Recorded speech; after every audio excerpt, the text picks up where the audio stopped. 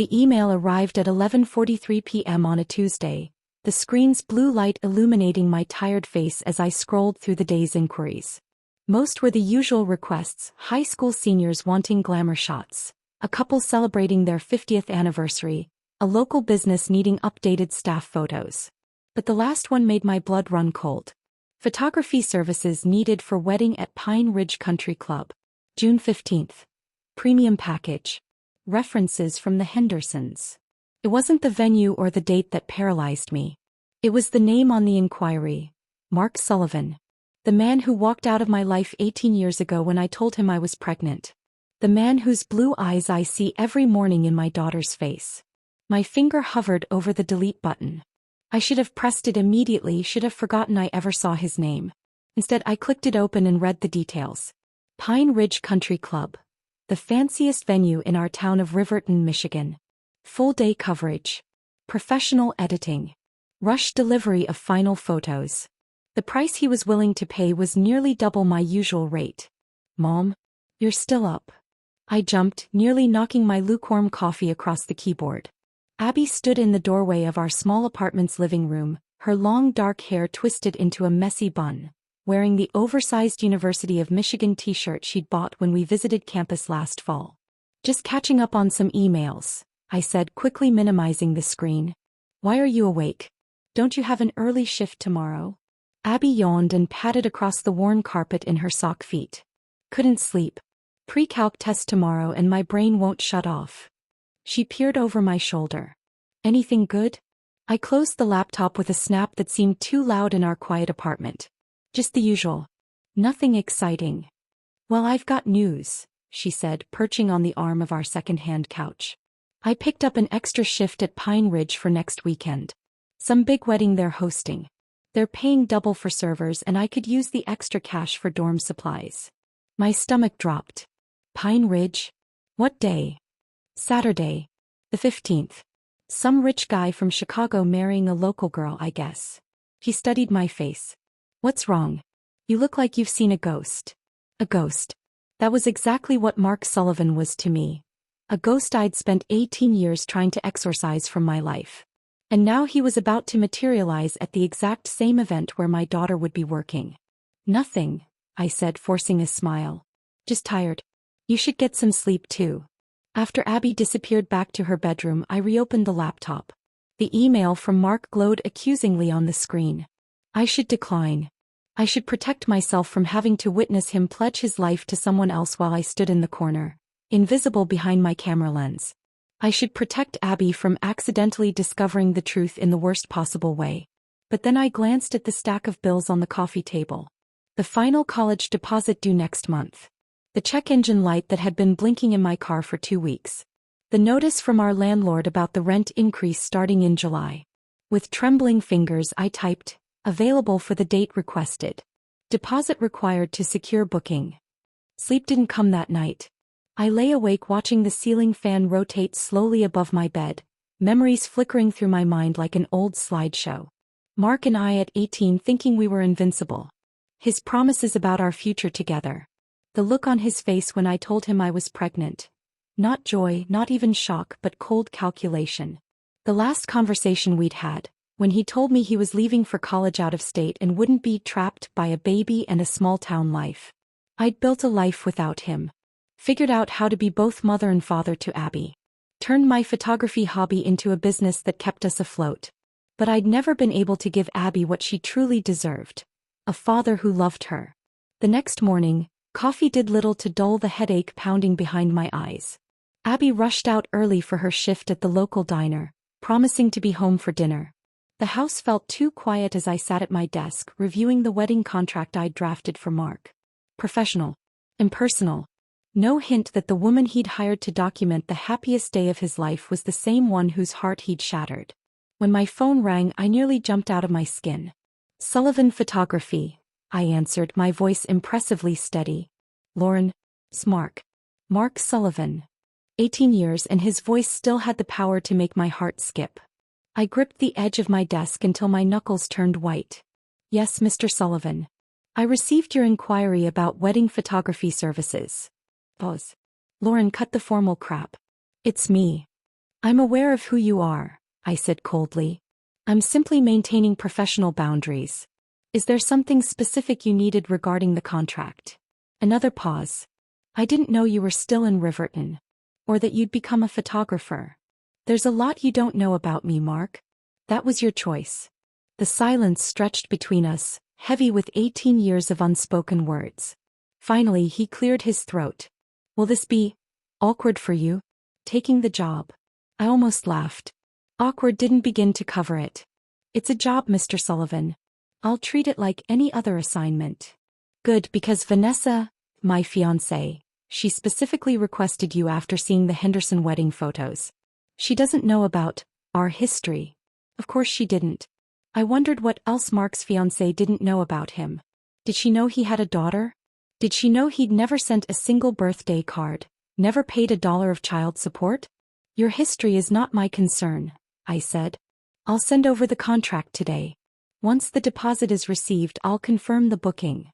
After hanging up, I sat motionless, staring at the wall of photos I'd taken over the years.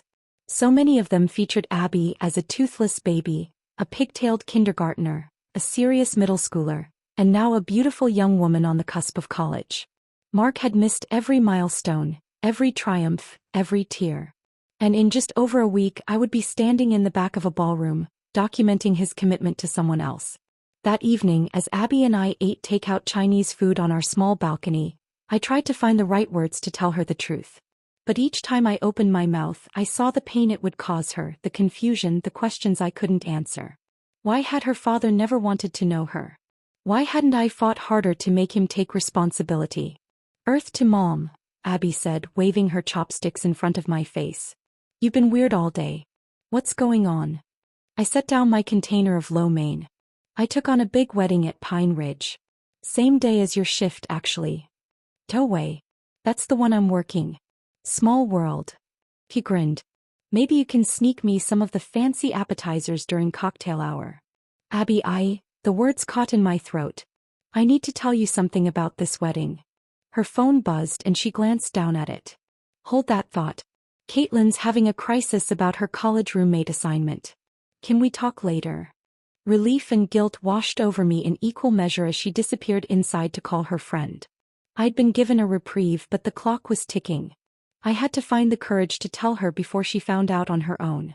The next few days passed in a blur of preparation. I cleaned my equipment obsessively, charged batteries, formatted memory cards, all while ignoring the growing knot of anxiety in my stomach. The contract came back signed, along with a deposit that would cover Abby's first semester textbooks. I told myself that made it worth it.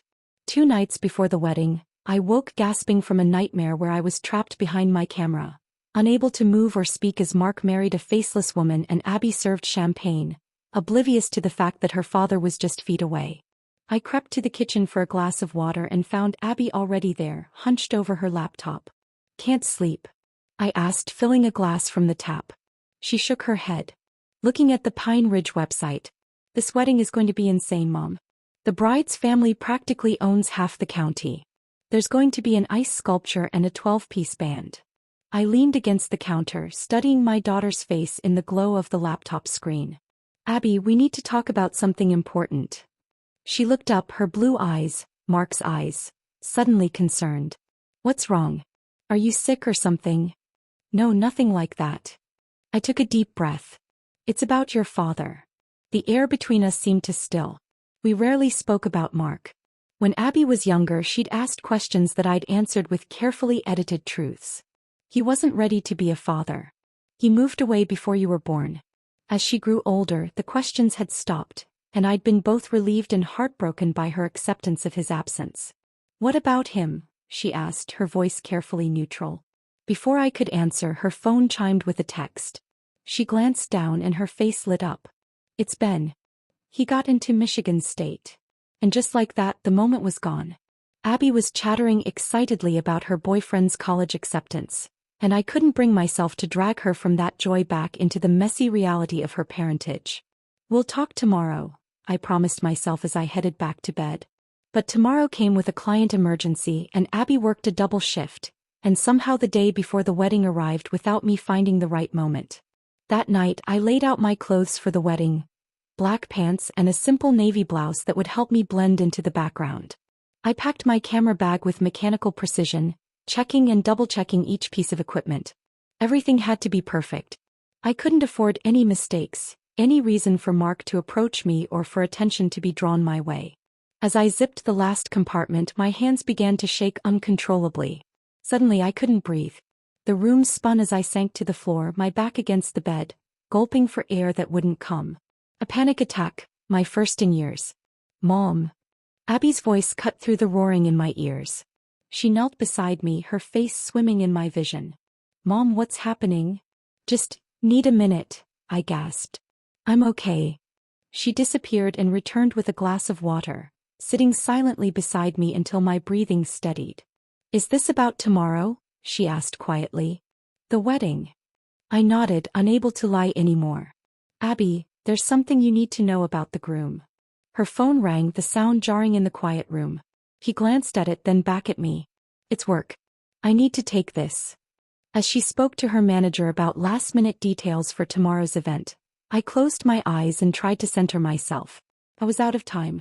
Tomorrow, my daughter and her father would be in the same room for the first time, and I had failed to prepare either of them for the collision of worlds that was about to occur. When Abby returned, she looked at me with concern.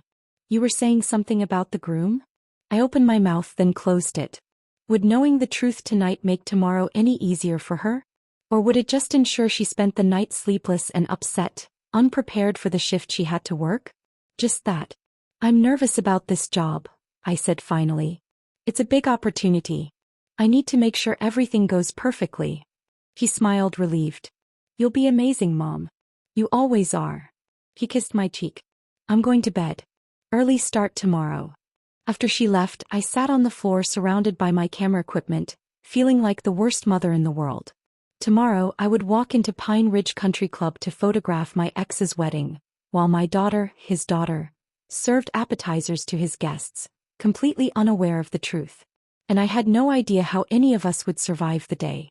The morning of the wedding dawned with perfect, cloudless skies, the kind of pristine June day that photographers dream about. I arrived at Pine Ridge Country Club 3 hours before the ceremony, my car loaded with equipment, my stomach twisted into knots. The sprawling clubhouse sat atop a gentle hill, its white columns and manicured gardens screaming old money and exclusivity. A place I had never belonged.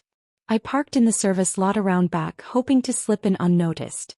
The early hour meant few guests had arrived, but staff bustled about, arranging chairs and hanging floral garlands. I pulled my equipment bag over my shoulder, its familiar weight somehow comforting, and headed for the side entrance marked Vendors. "You must be the photographer." A harried woman with a clipboard intercepted me at the door.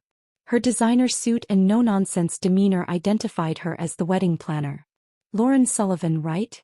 I flinched at hearing my last name paired with my first. A coincidence that seemed like a cosmic joke this morning. "Just Lauren is fine." "I'm Diane, the coordinator. The bridal suite is upstairs, first door on the right. Groom's party is in the library. I'll need you to start with the bride's preparation photos, then catch the groom's party before the ceremony." She barely looked up from her clipboard. "Any questions? Is there a place I can set up my gear without being in the way?" I asked, praying for a quiet corner to collect myself. She gestured toward a small alcove off the main hallway. "You can use that space as your home base. Just stay mobile and unobtrusive during the ceremony and reception." "Unobtrusive is my specialty," I murmured, but she had already hurried off, speaking rapidly into her headset. I set up my equipment methodically, the routine helping steady my trembling hands. Extra batteries. Memory cards. Both camera bodies checked and ready. The process was meditative, allowing me to slide into my professional persona. Just another vendor doing a job, not a woman about to photograph her ex's wedding while her daughter served appetizers. The bridal suite was a flurry of activity. Bridesmaids in matching silk robes, champagne flutes already half empty, a makeup artist working on someone's eyeshadow. In the center of it all sat the bride, Vanessa. She was younger than I expected, maybe 30, with the kind of effortless beauty that comes from good genes and expensive skincare. "You must be Lauren," she said, turning from the mirror. "The Hendersons raved about you." I smiled and raced my camera, already beginning to document the scene. Congratulations on your big day. Let's get some beautiful memories for you. For the next hour, I moved around the suite like a ghost, capturing candid moments. Nervous laughter, the mother of the bride blinking back tears, bridesmaids helping with jewelry. No one suspected that behind my camera I was falling apart, carefully reconstructing myself with each click of the shutter. How did you and Mark meet? One of the bridesmaids asked Vanessa as I photographed the maid of honor zipping up the wedding dress. Through work, Vanessa replied, smoothing the satin bodice.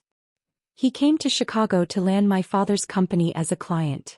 Took him 3 months of persistent calling to get me to agree to a date. Always so determined, another bridesmaid laughed. Once Mark sets his sights on something, he doesn't give up. I nearly dropped my camera. The Mark I knew had given up pretty easily when faced with impending fatherhood. One difficult conversation and he was gone, leaving for college without a backward glance. Lauren, could you get some shots of the dress hanging in the window before I put it on? Vanessa's request pulled me back to the present. Of course, I managed, grateful for the direction. By the time I finished with the bridal party, my cheeks ached from the effort of maintaining a pleasant, professional expression. Next came the part one was dreading most, photographing the groom. The library where Mark and his groomsmen were getting ready was all dark wood and leather, reeking of cigars and expensive cologne. I knocked tentatively, then entered when someone called out. 5 men in various stages of tuxedo assembly turned to look at me, but I saw only one. Mark Sullivan stood by the window, his back to me, adjusting his cufflinks. 18 years had changed him, but not as much as I'd expected. His dark hair was shorter, his shoulders broader under his tuxedo jacket. When he turned, I saw new lines around his eyes, a subtle hint of silver at his temples. For a moment our eyes met and I watched recognition flicker across his face, followed quickly by discomfort. Then his expression smoothed over, replaced with the polite smile one might give a service provider. "Gentlemen, our photographer has arrived," he announced, his voice steady. "Lauren, right?" As if he didn't remember. As if we were strangers. I raised my camera, using it as a shield between us. "If everyone could finish getting ready, I'll need about 20 minutes for group shots." I worked efficiently, directing poses, adjusting ties, telling the kind of corny jokes that always get natural smiles from wedding parties. The groomsmen were oblivious to the undercurrent of tension between Mark and me. All except one, an older man I recognized as Mark's uncle Robert, who kept glancing between us with narrowed eyes. "Haven't we met before?"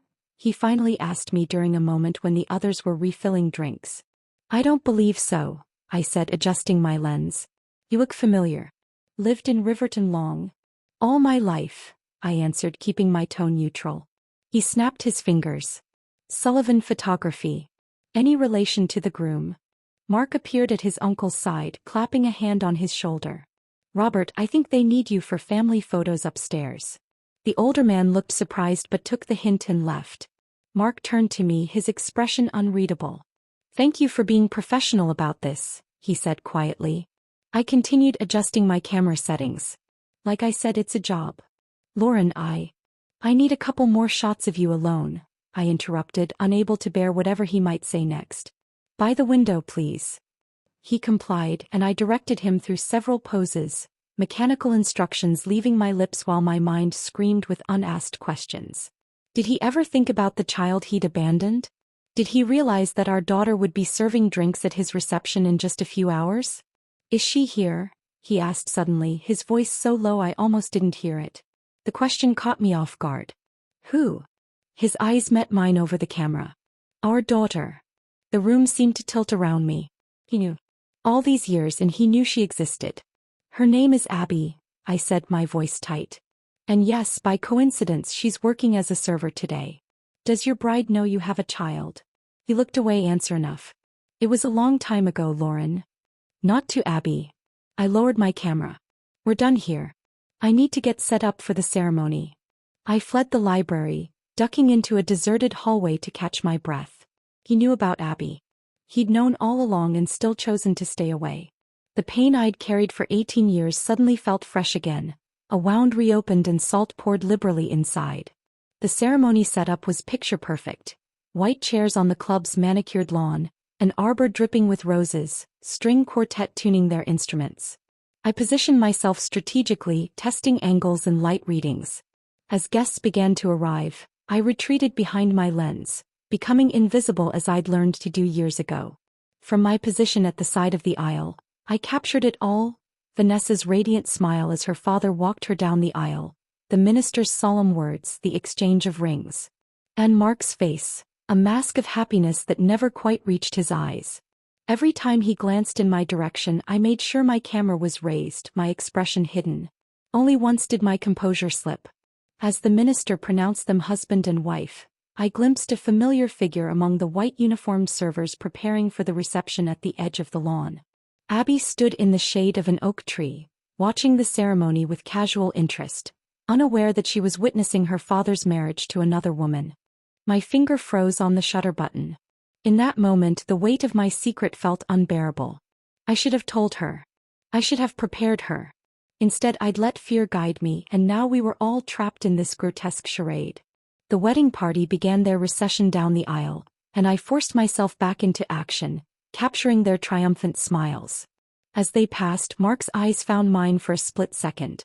What I saw there wasn't guilt or remorse, but warning, a silent plea not to ruin his perfect day with inconvenient truths. During the cocktail hour, I moved through the crowd capturing candids, all while keeping track of Abby's location from the corner of my eye. So far, she'd been assigned to a station far from the head table, passing trays of hors d'oeuvres to guests who barely looked at her face. Small mercies. "Excuse me, photographer?" An elegant older woman touched my arm. "Could you take a photo of our family group over by the fountain?" I followed her to where several well-dressed people were gathering. As I began arranging them for the shot, I realized with a start that these were Mark's parents and siblings. His mother stood directly in front of me now, her face lined but still recognizable. Her eyes widened slightly as she looked at me. "Lauren." I nodded once, unable to speak. "I thought that might be you," she said quietly. "You've grown into a lovely woman." Before I could respond, she turned away to join the family portrait, leaving me stunned. She remembered me. All these years later, she remembered the girl her son had left behind. Yet she'd never once reached out, never asked about her granddaughter. The complicit silence of the entire Sullivan family stung almost as much as Mark's abandonment. I took their photo with mechanical precision, then escaped to the relative safety of the reception hall. The room was already filling with guests, the head table decorated with elaborate floral arrangements. In just moments, I would need to photograph the wedding party's entrance, the first dance, the toasts. From across the room, I spotted Abby entering with a tray of champagne glasses. My daughter moved with grace among the guests, her dark hair tucked neatly under her server's cap, her blue eyes, Mark's eyes, taking in the glittering scene with interest. For a moment, our gazes met and she smiled, giving me a subtle thumbs up. I managed a smile in return, then quickly raised my camera as the DJ announced the arrival of the newly married couple. As Mark and Vanessa entered to applause, I retreated to the corner of the ballroom, determined to remain invisible for as long as possible. From this vantage point, I could capture the entire reception while keeping my distance from the head table. Distance from Mark, and from the truth that threatened to shatter the careful life I'd built with my daughter. Dinner service began as the sun started its descent, casting golden light through the floor-to-ceiling windows of the Pine Ridge Ballroom. I moved between tables, capturing candid moments of guests laughing and dining, all while staying far from the head table. My camera had become both my shield and my prison, allowing me to observe everything while remaining apart from it all. The reception followed the typical schedule: first dance, father-daughter dance, mother-son dance, each moment preserved through my lens while I swallowed the lump in my throat. During a brief lull in the formalities, I retreated to the corner near the emergency exit to change memory cards. My hands trembled slightly as I performed the routine task, exhaustion and emotion finally catching up with me. "You doing okay?" I looked up to find one of the other vendors, the DJ's assistant, watching me with concern. "Just a long day," I replied, forcing a smile. He nodded sympathetically. "These fancy weddings are always the most draining. Too much pressure to make everything perfect." He glanced toward the head table. "Though I have to say the bride seems a bit intense." Following his gaze, I observed Vanessa in animated conversation with the wedding planner, gesturing sharply toward something that clearly displeased her. Mark sat beside her, absently twirling a champagne flute between his fingers, his expression distant. "Toasts are coming up soon," the DJ's assistant continued. "Might want to get in position. The maid of honor tends to cry, and the best man usually tries too hard to be funny."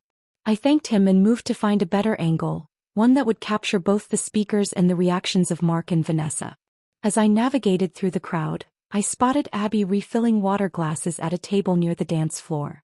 She seemed tired but was smiling politely as an elderly guest complimented her service. Pride swelled in my chest. My daughter had always possessed a grace and resilience that amazed me. The sharp tapping of silverware against crystal interrupted my thoughts. The best man rose, champagne in hand, and the room gradually fell silent. His toast was exactly as predicted: mildly inappropriate jokes about Mark's bachelor days, awkward pauses where laughs should have been, and finally, a genuinely touching sentiment about friendship that saved the speech from complete disaster. Next came the maid of honor, who indeed teared up while describing her friendship with Vanessa since childhood. I captured it all: Mark's polite smile, Vanessa's perfectly timed laughs, the guests' reactions ranging from moved to bored. Then unexpectedly, Vanessa herself stood and took the microphone. This wasn't on the schedule the wedding planner had provided me. I quickly adjusted my position, moving slightly closer to capture this unplanned moment. "I know it's unusual for the bride to make a toast," she began, her voice carrying clearly through the ballroom. "But I wanted to take a moment to thank everyone for coming, and especially to thank my wonderful new husband." She turned to Mark, who looked genuinely surprised. "Mark, when we met 3 years ago, you were still recovering from some difficult experiences." She smiled at the crowd knowingly. For those who don't know, Mark had quite the dramatic past before moving to Chicago and reinventing himself. Something in her tone made me tense. I lowered my camera slightly, watching Mark's expression shift from surprise to wariness. "But that's what I love about you," Vanessa continued, resting her perfectly manicured hand on his shoulder.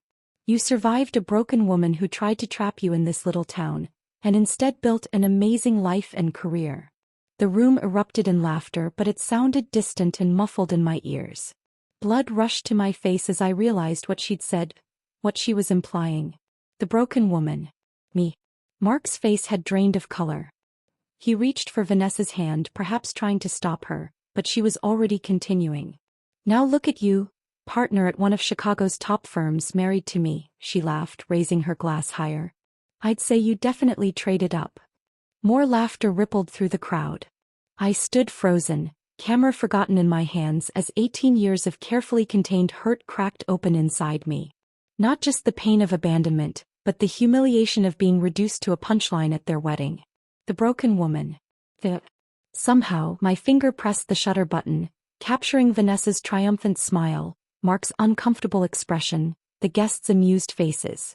Professional autopilot when my mind couldn't function.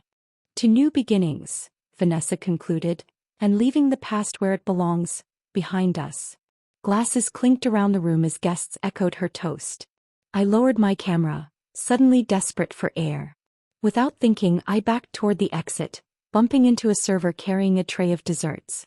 "I'm sorry," I mumbled, turning to find myself face to face with Abby. "Mom." Her eyes widened with concern. "What's wrong? You're white as a sheet." I couldn't speak. Couldn't form words to explain what had just happened.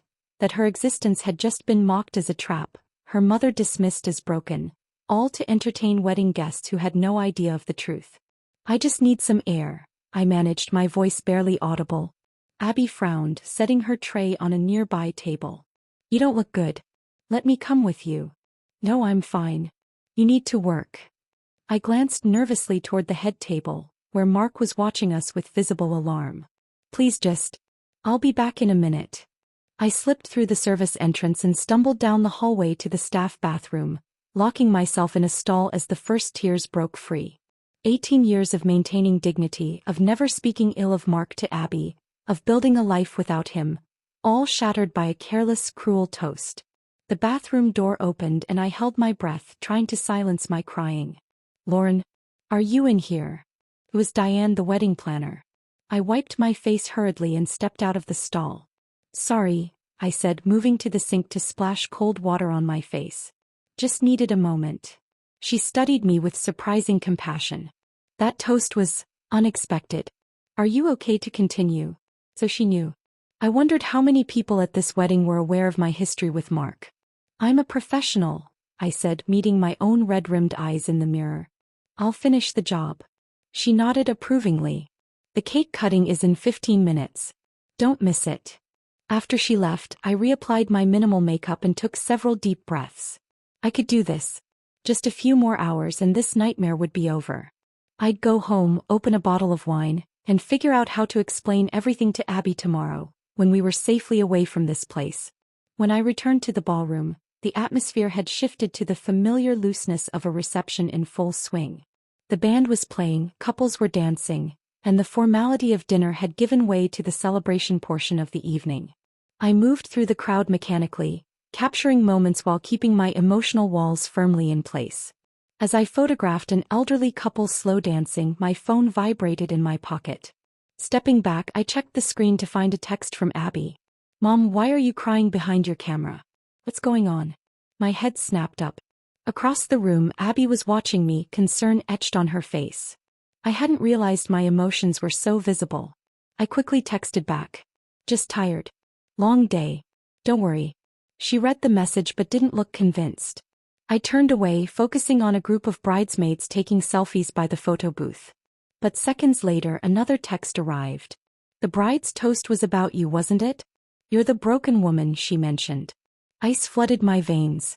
How had she made that connection? I scanned the room, spotting her in conversation with an older server, their heads bent together as if sharing confidences.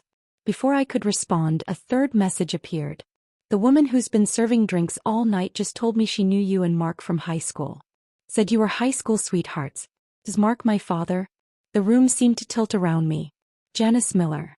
I hadn't recognized her with her hair cut short and dyed blonde, but of course Janice would be working here. She'd always tended bar at local events. And of course she would remember Mark and me and recognize Abby's resemblance to him. I stood paralyzed, staring at my phone, as the secret I'd kept for 18 years unraveled in the middle of my ex's wedding reception. What could I possibly text back? How could I explain this in a message? Raising my eyes, I found Abby watching me intently from across the room, waiting for confirmation of what she'd already figured out. Slowly, almost imperceptibly, I nodded. Her face crumpled momentarily before she regained her composure. She typed furiously on her phone and seconds later my phone buzzed again. Meet me in the kitchen. No. I glanced at the head table. Mark and Vanessa were surrounded by well-wishers, distracted for the moment. Making a split-second decision, I slipped my camera strap over my neck and headed toward the service entrance. The kitchen was a chaos of activity. Servers rushing with plates, chefs barking orders, dishwashers creating a background symphony of clattering silverware. Abby stood by the walk-in refrigerator, arms crossed tightly over her server's uniform. 18 years, she said when I reached her, her voice dangerously quiet. 18 years, and you never told me my father was right here in the same town? He wasn't, I replied, desperately trying to find the right words. He left for college when I was pregnant. He only came back to get married here because Vanessa's family is local. Abby's eyes, so like her father's, flashed with anger. And you thought working his wedding was a good idea? Without telling me that I'd be serving drinks at my own father's wedding. I didn't know how to tell you, I admitted, my voice breaking. I was going to so many times, but then you got the job here and everything happened so fast. Did he know about me? She demanded. The question I dreaded most. I hesitated too long. He did, she concluded, reading my face. He knew and chose to stay away. Abby, it's complicated. No, it's actually very simple. She straightened her shoulders, a determined expression replacing the hurt. He abandoned us. And his new wife just mocked you in front of everyone, called you broken like you were some joke. Fear gripped me as I recognized the look in her eyes. The same stubborn resolve I'd seen in the mirror countless times when facing difficult situations. Abby, whatever you're thinking of doing, please don't. Not here. Not now. Why not? Afraid I'll embarrass you? Or him? Her voice caught slightly. 18 years, Mom. I deserved to know. Before I could respond, a voice called from across the kitchen. Sullivan. Cake cutting starting. Where's the photographer? The wedding planner stood in the doorway, scanning the kitchen impatiently. We'll talk later, I promised Abby, squeezing her arm. Please, just finish your shift. We'll figure this out at home. For a moment I thought she'd refuse. Then she nodded stiffly. Fine. Go take their pictures. Relief washed over me as I hurried back to the reception. Crisis averted, at least temporarily. I'd have a lot of explaining to do later, but at least we wouldn't have a scene at the wedding. I positioned myself near the elaborate 5-tier cake, adjusting my camera settings. Mark and Vanessa approached, champagne glasses in hand, ready for the traditional cake cutting. As Mark took the knife, his eyes met mine briefly across the crowd. Something passed between us, an acknowledgement, perhaps, of the precarious situation we both found ourselves in. They cut the cake, fed each other small bites, and smiled for the camera. I captured it all, maintaining my professional mask even as my heart raced with the knowledge that Abby now knew the truth, and was just yards away, processing 18 years of deception.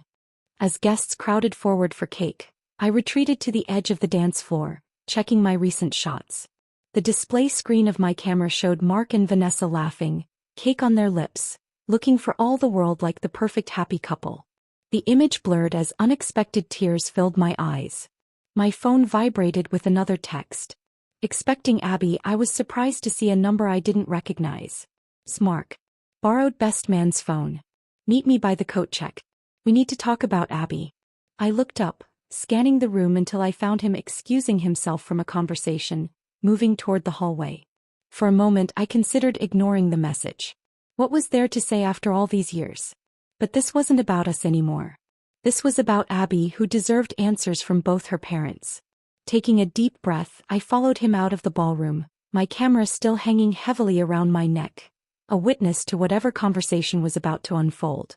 The coat check area was deserted, its rack half empty as guests danced the night away in the ballroom. Mark stood by the window, his back to me, silhouette outlined against the darkening sky. He turned when he heard my footsteps on the marble floor. She knows, I said simply, stopping several feet away from him. One of the servers recognized me from high school and told her. Mark loosened his bow tie with one finger, suddenly looking less like the confident groom and more like the uncertain boy I'd once known. What is she going to do? I don't know. The admission felt like failure. After 18 years of protecting Abby, of carefully managing her expectations about her absent father, I'd lost control of the situation in a matter of minutes. She's angry, hurt, confused. Everything she has a right to be. I need to talk to her, Mark said, taking a step toward me. Explain things. A bitter laugh escaped me. Explain what exactly? That you knew about her all along but chose to pretend she didn't exist? That you built a whole new life in Chicago while I worked 2 jobs to keep a roof over our heads? It wasn't that simple, Lauren. It was exactly that simple for us. I gripped my camera strap tightly, anchoring myself. Every parent-teacher conference I attended alone. Every Christmas I worked overtime to afford her presents. Every time she asked about you, and I had to find gentle ways to explain that her father didn't want to be in her life. Guilt flashed across his face. I sent checks. The first few years. Birthday cards would have meant more, I replied quietly. Just knowing you cared that she existed. Mark ran a hand through his carefully styled hair. I was 20, Lauren. Terrified. My parents made it clear they wouldn't support me if I threw away my future on a family before I even started college. And what's your excuse for the last decade? I countered. You've been a successful lawyer for years now. You could have reached out. Before he could answer, the click of heels on marble announced someone's approach. We both turned to see Vanessa striding toward us, her white gown shimmering under the hallway lights. There you are, she said to Mark, her smile tight. People are asking where you've disappeared to. Her eyes flickered to me, then back to him. What's going on? Mark's posture stiffened. Just discussing some photo options with Lauren. I nodded mechanically, lifting my camera as if to demonstrate. I should get back to the reception. Wait. Vanessa's hand shot out, catching my arm. It's you, isn't it? The girl from college Mark told me about. My eyes darted to Mark's face. So he had told her something, just not the whole truth. We dated in high school, I confirmed, keeping my voice neutral. Small town. bound to run into each other eventually. Vanessa's perfectly manicured fingers remained on my arm, her diamond ring catching the light. He said you were intense. That you didn't take the breakup well. Each word landed like a slap. This was how Mark had rewritten our history, casting me as the unstable ex while omitting the existence of our child. I carefully removed her hand from my arm. Ancient history, I said, forcing a professional smile. If you'll excuse me, I need to photograph the bouquet toss. As I turned to leave, the service door at the end of the hallway swung open. Abby stood there, still in her server's uniform but without the cap, her dark hair tumbling over her shoulders. She had been crying, I could tell from the slight redness around her eyes, but her expression was resolute as she looked at Mark. "Mom," she said, her voice surprisingly steady. "Janice told me everything." I froze. "Abby, please. Not here." "No, I think here is perfect." She stepped further into the hallway, her eyes locked on Mark. "Hello, Father." The color drained from Mark's face.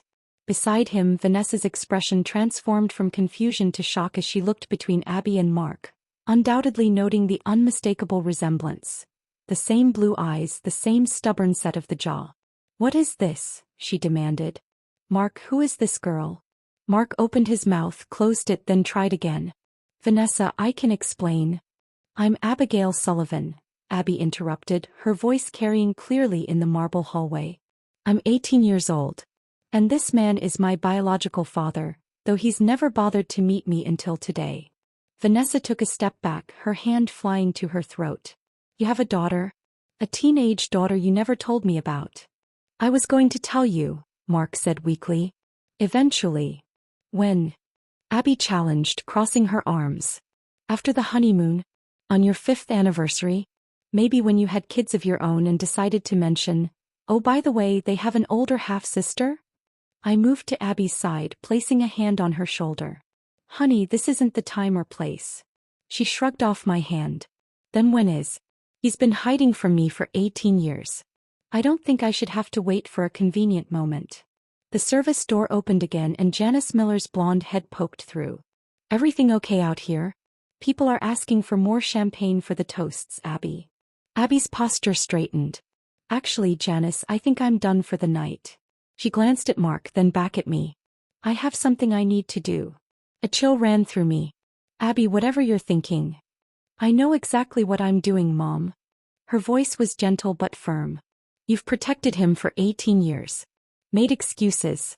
Shielded me from the truth. It stops tonight." Before I could respond, she turned and walked back through the service door. Janice, after throwing a curious glance at our tense group, followed her. "Lauren, stop her," Mark pleaded, panic rising in his voice. "My family is in there. Colleagues. Vanessa's parents. I've spent 18 years trying to manage the fallout from your choices," I replied, suddenly exhausted. "I'm done." Vanessa looked between us, realization dawning across her face. "The broken woman," she whispered. "You're toast," I confirmed. Funny how things come full circle. Without waiting for their response, I followed Abby through the service door, emerging into the bustling kitchen. Staff moved around me as I scanned the room frantically for my daughter. "She went that way," a dishwasher said, pointing toward the ballroom entrance. Looking determined, I might add. I rushed through the swinging doors just as the DJ's voice boomed over the speakers. "And now, a special toast from an unexpected guest." The spotlight swung to the center of the dance floor, where Abby stood holding a microphone, her server's uniforms stark against the formal attire surrounding her. The crowd, initially confused by this interruption, quieted as she raised the microphone to her lips. "Hello everyone," she began, her voice clear despite the slight tremor I could detect. "Most of you don't know me. I'm just the girl who's been serving your drinks all night." I pushed through the crowd, heart hammering against my ribs. Mark and Vanessa burst through the same doors I had used moments earlier, their expressions a matching set of horror. "My name is Abigail Sullivan," Abby continued, her eyes scanning the suddenly attentive crowd. "And I'm here tonight because, by pure coincidence, I was assigned to work the wedding of a man I've never met. A man named Mark Sullivan." A murmur rippled through the guests. Mark's mother, seated at a front table, gripped her husband's arm, her face ashen. You see, 18 years ago Mark Sullivan was dating my mother Lauren when she became pregnant with me. He left town, went to college and never looked back. Never sent a birthday card. Never called. Never even asked to see a photo. The room had fallen completely silent. I could feel dozens of eyes turning toward me, standing frozen at the edge of the dance floor, my camera hanging forgotten around my neck. For 18 years, my mother worked herself to exhaustion to give me a good life. She never spoke badly of the man who abandoned us. Never let me feel less than because my father chose not to know me. Abby's voice caught slightly and she paused, gathering herself. Earlier tonight, I heard a toast about a broken woman who supposedly tried to trap the groom.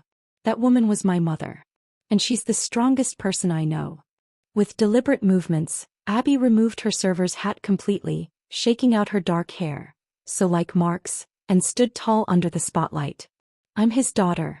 And I'm not here to ruin anyone's wedding. I just want the truth acknowledged finally after 18 years of secrets. The silence that followed her words was deafening. Guests exchanged shocked glances. An older woman, Mark's grandmother perhaps, pressed a handkerchief to her mouth. At the far edge of the dance floor, Mark stood rigid, his new bride clutching his arm with white knuckles. I moved forward automatically, maternal instinct driving me to protect my daughter from the crushing weight of all those stares. But before I could reach her, an unexpected figure stepped into the spotlight. Mark's sister Caroline crossed the dance floor and stood beside Abby. I'd like to say something, she said, taking the microphone gently from my daughter's hand.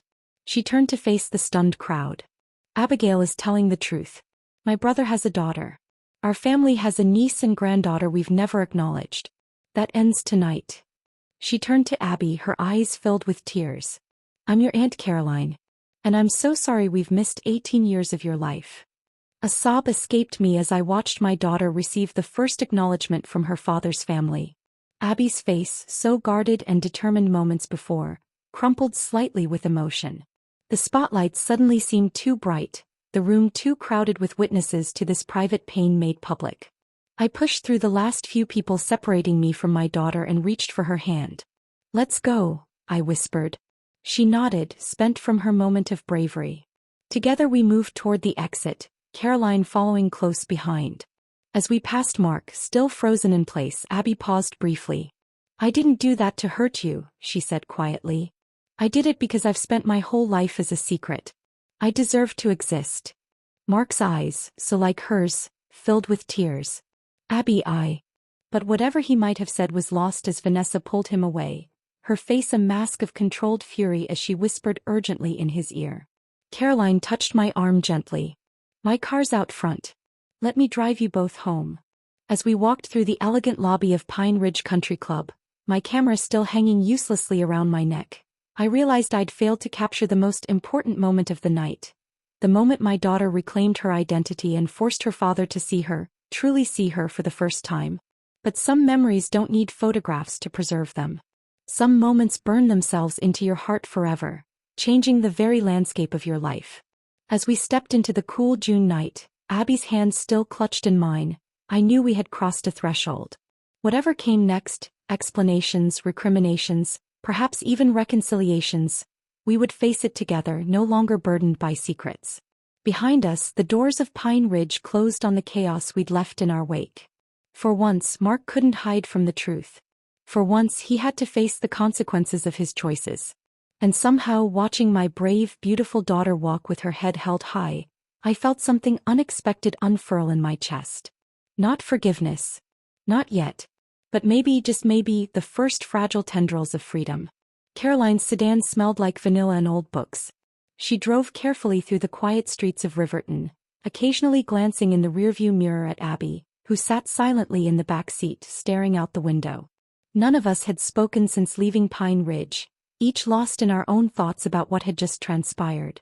I should have returned my equipment, I finally said, breaking the silence. The memory cards. I'll have someone collect your things tomorrow, Caroline replied softly. I don't think anyone's expecting you to go back in there tonight. Abby leaned forward between the front seats. Have you known about me all this time? The question hung in the air, direct and unavoidable. Caroline's hands tightened on the steering wheel. I suspected.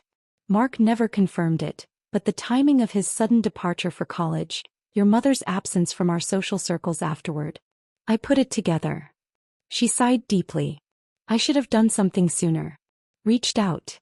But you didn't, Abby said, not accusingly, just stating a fact. No, I didn't.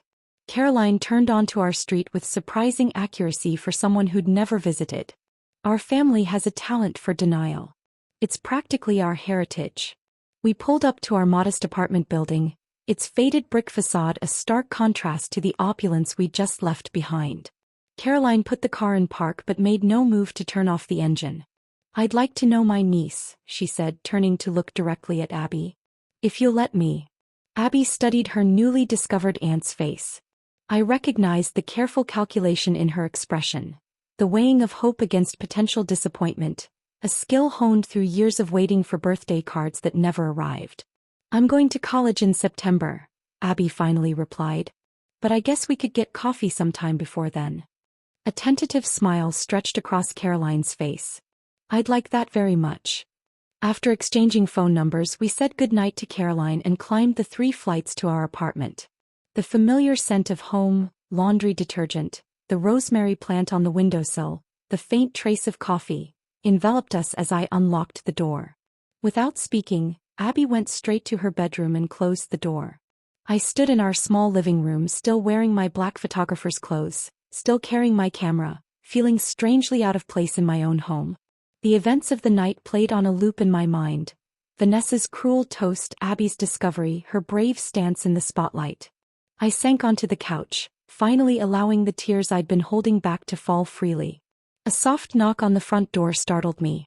Wiping my face quickly, I peered through the peephole, half expecting to see Mark standing there. Instead, Janice Miller's concerned face greeted me. I brought your equipment, she said when I opened the door, holding out my camera bag and tripod. And this. She extended an envelope. Your payment. The wedding planner insisted. Thank you, I managed, taking my belongings. I'm sorry about everything. Janice shook her head. Don't apologize. Some secrets shouldn't stay buried. She hesitated, then added, for what it's worth, I think Abby did the right thing. That girl's got courage. After Janice left, I checked on Abby. She lay curled on her bed, still in her server's uniform, staring at the wall covered with college pennants and photographs of friends, the life she'd built without a father. Are you okay? I asked, knowing the inadequacy of the question. I don't know what I am, she replied honestly. Relieved? Angry? Satisfied? All of it, I guess. She turned to face me. I'm sorry if I embarrassed you, Mom. I crossed the room and sat beside her on the bed. You didn't embarrass me. You amazed me. I've never been prouder. Really? Because I think I just destroyed someone's wedding.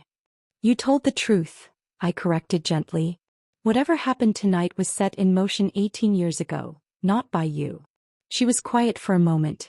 Do you think he'll try to contact me now? The vulnerability in her question broke my heart. Even after everything, some small part of her still hungered for her father's acknowledgement. I don't know, honey. But whatever he does or doesn't do, it's about him, not you. It always has been.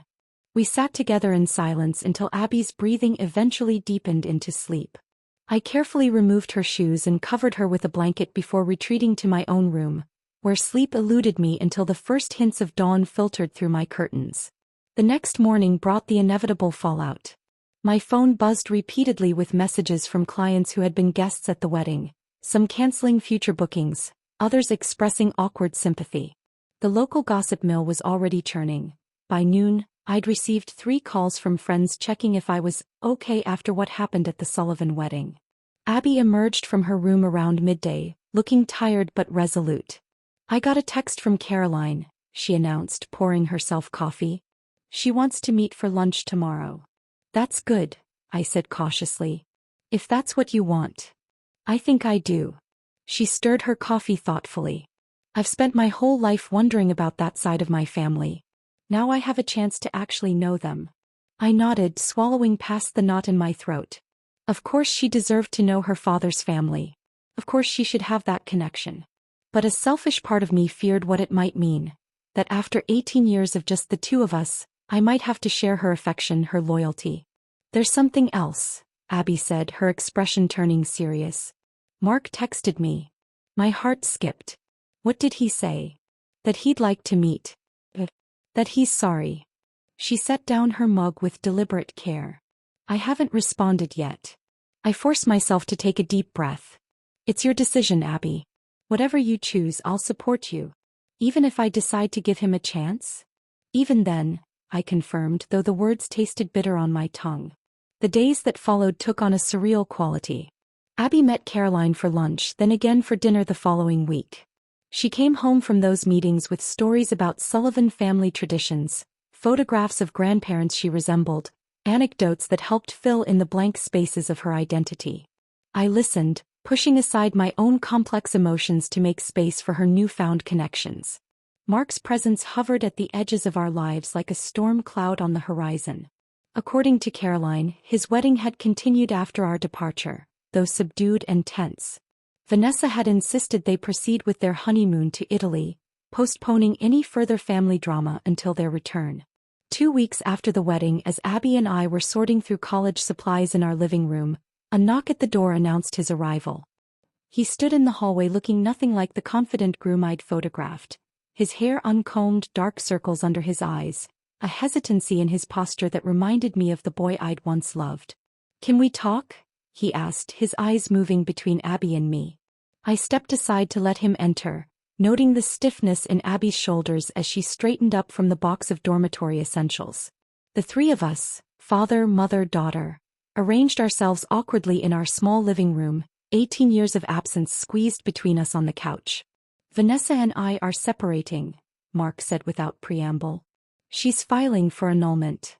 I felt no satisfaction at this news, only a dull acknowledgement that actions have consequences. "I'm sorry," I said and meant it. Mark shook his head. "Don't be. It's just one more thing I need to fix." He turned to Abby. "Starting with you." What followed was a conversation that should have happened nearly 2 decades earlier. Painful, honest, raw. Mark explained his fear as a 20-year-old, the pressure from his parents, his initial intention to reconnect after college that morphed into years of avoidance fueled by shame. Abby listened, asked pointed questions, occasionally brushed away tears. I watched my daughter assess the father she'd never known, measuring his words against the weight of his absence. "I don't expect forgiveness," Mark concluded. "I don't deserve it. But I'd like a chance to know you, Abby. To be part of your life moving forward, if you'll allow it." Abby was quiet for a long moment. "I'm going to college in 6 weeks, she finally said. "I've waited 18 years for a father. I think you can wait while I figure out how I feel about all this." Mark nodded, accepting her terms with a humility I'd never seen in him before. "I'll be here. Whenever you're ready." After he left, Abby and I sat in silence, processing the enormity of what had transpired. "Are you okay?" I asked eventually. He gave me a wry smile. "You keep asking me that." "I'm not going to break Mom." "I know you won't," I said. "You've always been stronger than I am. I learned from the best." He squeezed my hand. "Whatever happens with Mark, it doesn't change us. You know that, right?" I nodded, unable to speak past the emotion clogging my throat. Summer unfurled with unexpected developments. Mark took a leave of absence from his Chicago firm and rented a small house in Riverton. Twice a week, he and Abby met for coffee or dinner, carefully building a fragile bridge across the chasm of his absence. I kept my distance from these meetings, knowing Abby needed space to form her own relationship with her father without my complicated history intruding. Caroline became a regular visitor to our apartment, bringing old photo albums and family stories.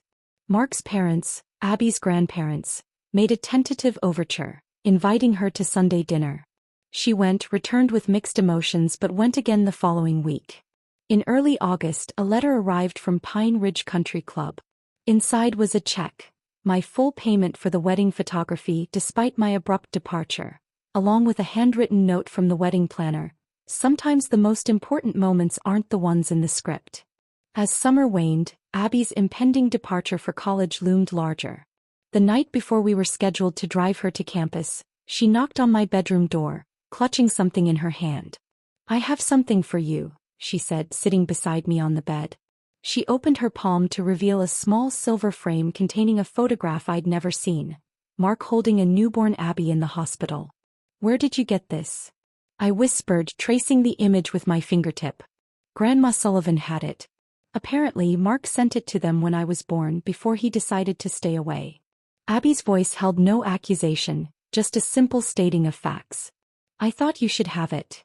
I studied the photograph. The uncertainty in Mark's young face as he held our daughter, the future still unwritten. "Are you ready for tomorrow?" I asked, carefully setting the frame on my nightstand. "As ready as I'll ever be." She leaned her head against my shoulder. "Dad's coming to help move me in." He asked if that was okay. That. The word hung between us, new and strange. "Of course it's okay," I said, meaning it. "It's good that he'll be there." "And you'll be there too," she said firmly. "Both of you." Finally. 6 months after the wedding that changed everything, I stood in a dormitory parking lot watching Mark and Abby carry the last of her belongings into her residence hall. They moved with the awkward choreography of new acquaintances, occasionally revealing flashes of shared mannerisms neither had recognized before. "She's going to be fine," Caroline said, appearing beside me with 2 paper cups of coffee. She'd insisted on joining our move-in caravan, her car loaded with additional supplies she deemed essential for her niece's college experience. "I know she will," I agreed, accepting the coffee gratefully. "And what about you, Lauren? Will you be fine?" I considered the question seriously. The past 6 months had rewritten the narrative of our lives in ways I never could have imagined. The secret I'd kept for 18 years was no longer mine to carry alone. My photography business had weathered the storm of local gossip and emerged intact, albeit with a different clientele. Abby had gained a father, aunts, grandparents, an entire branch of family that had previously existed only in her imagination. And I had gained, what exactly? Not forgiveness. I wasn't sure I was ready to offer that completely. Not reconciliation with Mark. Our history was too complicated, the hurt too deep for easy resolution. But perhaps something equally valuable: truth. Freedom from the weight of secrets. The chance to finally move forward without constantly looking back. "Yes," I said, surprising myself with the certainty in my voice. "I think I will be." As if on cue, Mark and Abby emerged from the residence hall, their faces animated in conversation. Seeing us waiting, they headed in our direction, side by side, the resemblance between them unmistakable in the late summer sunlight. New beginnings, I thought, weren't always about forgetting the past. Sometimes they were about acknowledging it, integrating it, and finding the courage to step forward anyway. Watching my daughter walk toward me, confident, loved, finally knowing the full truth of where she came from, I knew that courage would carry us all forward, wherever this unexpected chapter might lead.